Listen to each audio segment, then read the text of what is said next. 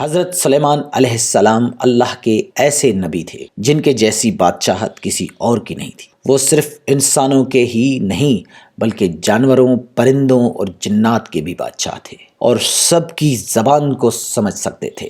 حضرت سلیمان علیہ السلام کو ہوا پر بھی اختیار تھا۔ وہ کچھ ہی سیکنڈز میں ایک جگہ سے دوسری جگہ جا سکتے تھے۔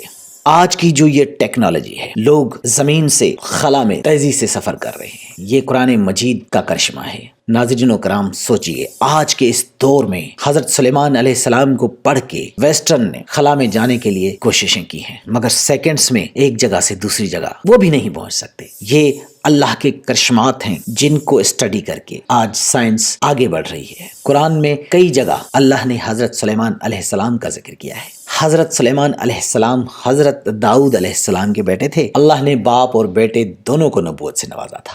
حضرت سلیمان علیہ السلام کو اللہ نے ایک ایسا بادشاہ بنایا کہ آج تک پوری دنیا میں ایسی بادشاہت کسی اور کے پاس نہیں۔ حضرت سلیمان علیہ السلام نے اللہ سے یہ دعا کی تھی، اے اللہ مجھے ایسی بادشاہت عطا فرما جو میرے بعد کسی اور کے لیے نہ ہو، اور اللہ نے اس کی یہ دعا قبول کر لی۔ پھر اللہ نے ہوا کو حضرت سلیمان علیہ السلام کے قابو میں دے دیا۔ حضرت سلیمان علیہ السلام جہاں چاہتے ہوا ان کو نرمی سے پہنچا دیتی، اور مہینوں کا سفر حضرت سلیمان علیہ السلام چند سیکنڈز میں طے کر لیتے تھے۔ اللہ نے حضرت سلیمان علیہ السلام کو جنات پر بھی اختیار دیا تھا۔ جنات حضرت سلیمان علیہ السلام کے حکم سے بلند عمارتیں بناتے تھے، دریا میں ڈبکیاں لگا کر ہیروں، جواہرات اور موتیوں کو نکالتے تھے جو عام انسان کی طاقت سے باہر ہوتے تھے۔ حضرت سلیمان علیہ السلام جنات سے وہ کام لیتے تھے جو جنات کرنا نہیں چاہتے تھے، اور شریر جنات کو وہ جکڑ کر قید خانوں میں ڈال دیتے تھے۔